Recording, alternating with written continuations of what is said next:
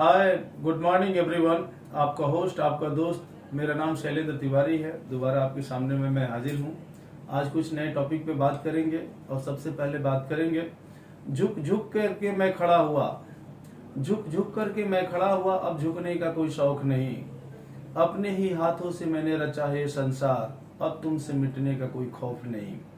तुम हालातों की भट्टी में तुम हालातों की भट्टी में जब जब मुझको फेंकोगे, मैं खरा सोना बन करके निकलूंगा, तुम मुझको कब तक रोकोगे।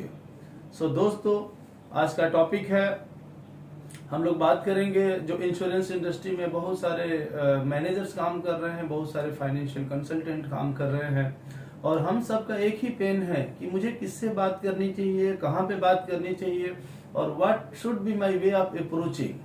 सबसे पहले जो जरूरी चीज है, जो पहले किताबों में भी हम लोगों ने पढ़ा था और जो बहुत सारे टाइम टू टाइम हमने इसको सीखा भी था, कि आपको कुछ भी करना है, if you are a businessman then what is the first thing which you required most.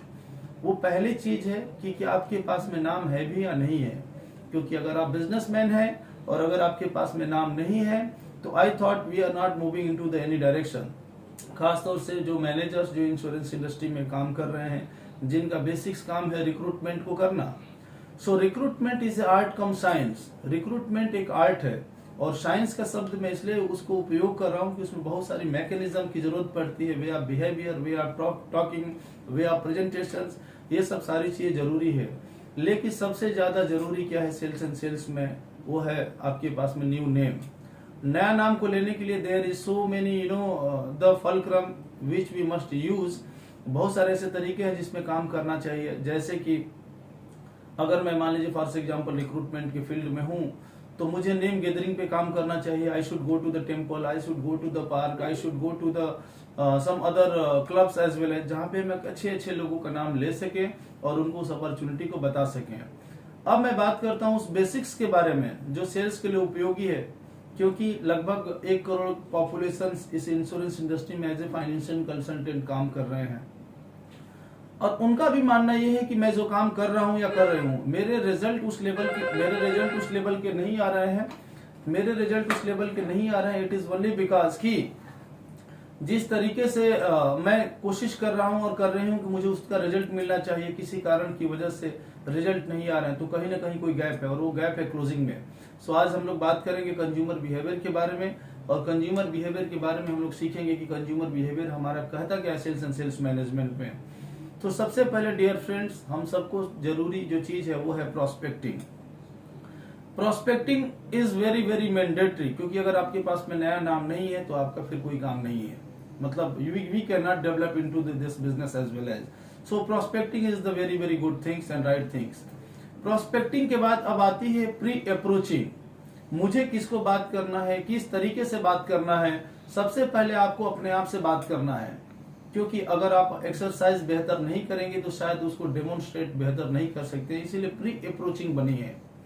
Pre approaching के बाद अब बात करते हैं अप्रोचिंग की, क्योंकि आपने सेल्फ में प्री अप्रोच कर लिया, अब आप उस कस्टमर को अप्रोच करिए बिल्कुल डिसेंट तरीके से, एक जगह स्थिर बैठ करके, टेलीफोन उठा करके, और उनसे अपने बारे में बताइए कि मेरा नाम दिस एंड दैट है, और मैं इस पर्पज के लिए आपको फोन कर रही हूँ या फोन करा हूँ, ये मेरा प्रोसेस है, और इसलिए इसको करने से ये उसका पे ऑफ है। उसके बाद अप्रोचिंग करने के बाद आती है प्रेजेंटेशंस। प्रेजेंटेशंस आपकी इतनी बेहतर होनी चाहिए, आई कांटेक्ट के साथ में, लोगों के साथ में, मतलब मोनोलॉग में बात करनी होगी, एक दूसरे को कनेक्ट करके आपकी प्रेजेंटेशंस होनी चाहिए। और प्रेजेंटेशंस के बाद में सबसे जो जरूरी चीज है वो है क्लोजिंग। हम में से बहुत सारे लोग हैं जो किसी को कोई भी चीज बताते हैं, कोई भी चीज दिखाते हैं, और दिखाने के बाद हम उससे पूछते हैं कि सर आपको कैसा लगा। जाहिर सी बात है, अगर ये क्वेश्चन किसी से आप पूछते हो कि सर ये पॉलिसी, ये प्रोडक्ट या ये मेरा प्रेजेंटेशन आपको कैसा लगा, तो लोग या तो कहेंगे कि बहुत अच्छा लगा, या लोग आपको कुछ बोलेंगे नहीं। लेकिन वो क्लोजिंग हुई नहीं। वहां पे आपको क्लोजिंग टेक्निक का यूज करना चाहिए कि सर क्या मैं इसको आज से शुरू कर सकता हूँ, क्या मैं इसको अभी शुरू कर सकता हूँ। This is the very very important in this industry my dear friends.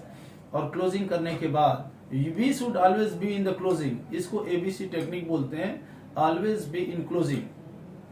Closing करने के बाद जो हम सबसे जो ज्यादा जरूरी चीज है जिसको हम लोग भूल जाते हैं वो है रेफरल।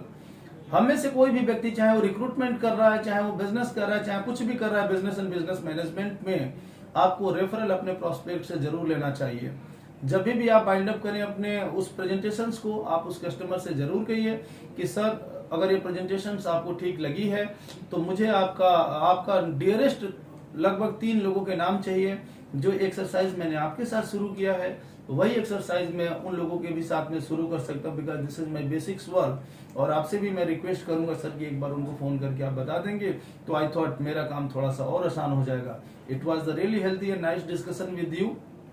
आपको कस्टमर को एक अच्छा इंटरेक्शन करना है, एक अच्छा मतलब उसको फ्रेम देना है, और उसके बाद से ही आप अपने इस बिजनेस को आगे की तरफ ले जा सकते हैं। सो माय डियर फ्रेंड्स, ये जो सेल्स एंड सेल्स मैनेजमेंट की जो 6 से 7 टॉपिक्स है, उस टॉपिक को आप लोग जरूर भी देखिए, उसको समझिए, उसको एक्सरसाइज करिए और उसको इम्प्लीमेंट करिए, तब जाकर के आपके बहुत ही बेहतर रिजल्ट आएंगे। और कर दिखाइए कुछ ऐसा कि कोई भी ना हो आपके जैसा।